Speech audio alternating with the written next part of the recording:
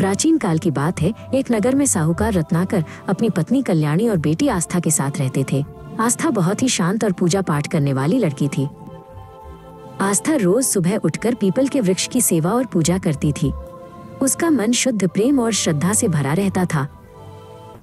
उसकी सच्ची भक्ति देखकर एक दिन स्वयं श्री महालक्ष्मी जी ने उसे दर्शन दिए। महालक्ष्मी जी बोली, बेटी मैं तुमसे बहुत प्रसन्न हूँ, क्या तुम मेरी सहेली बनोगी? आस्था ने कहा, क्षमा करे माता, मैं इतनी बड़ी बात का उत्तर अपने माता पिता से पूछे बिना नहीं दे सकती। माता पिता ने खुशी खुशी आज्ञा दी और आस्था श्री महालक्ष्मी की सहेली बन गई।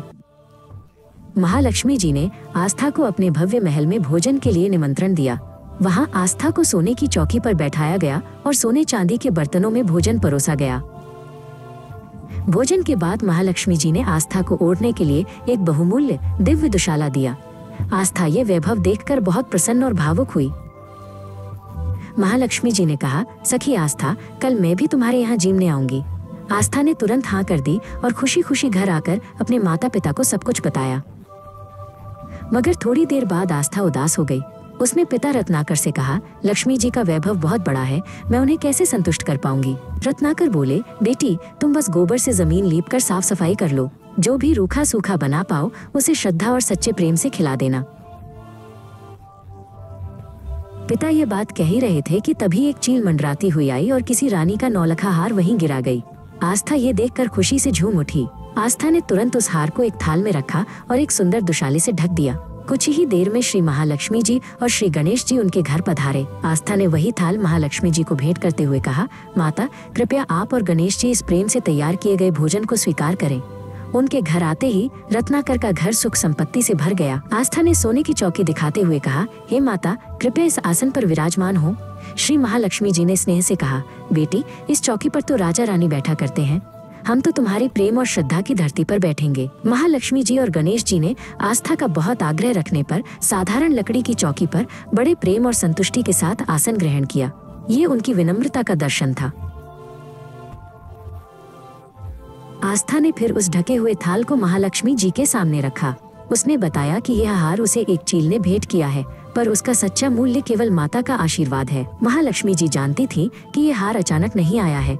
उन्होंने स्नेह से आस्था का हाथ थामा और कहा, बेटी ये तुम्हारी श्रद्धा का ही प्रतिफल है। जहाँ सच्चा प्रेम होता है वहाँ वैभव स्वयं खींचा चला आता है।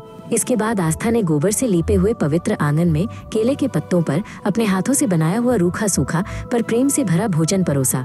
महालक्ष्मी जी और गणेश जी ने बड़े प्रेम से भोजन करना शुरू किया।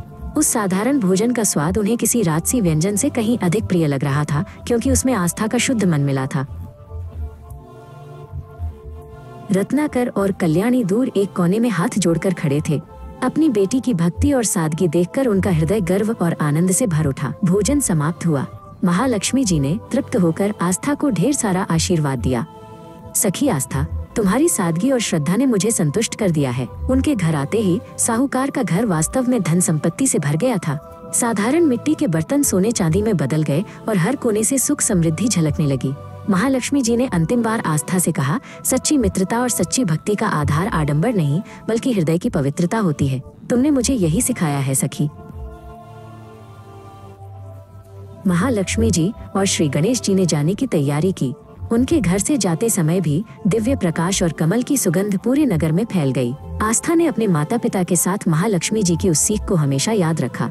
धन चाहे कम हो या ज्यादा, पर उसमें श्रद्धा और प्रेम का भाव होना आवश्यक है। हे महालक्ष्मी जी, जिस प्रकार साहूकार रत्नाकर का घर धन संपत्ति से भर दिया था, उसी प्रकार सभी के घरों में धन संपत्ति भरकर सभी को कृतार्थ कर दो। श्रद्धा और प्रेम की ज्योति सब में जगाए रखना। जय गणेश जी महाराज। आज की यह कहानी यही समाप्त होती है।